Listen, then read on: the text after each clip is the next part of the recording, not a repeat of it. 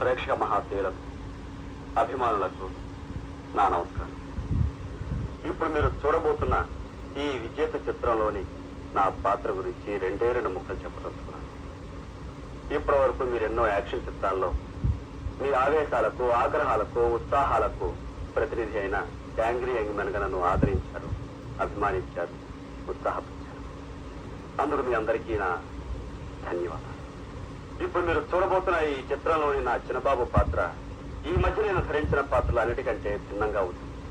ఈ పాత్ర మీ ఊళ్ళో, మీ పక్కింట్లో, మీ ఎదురింట్లో, మీ ఇంట్లో కనిపించే ఓ సామాన్య యువకుని జీవితానికి ప్రతిరూపం.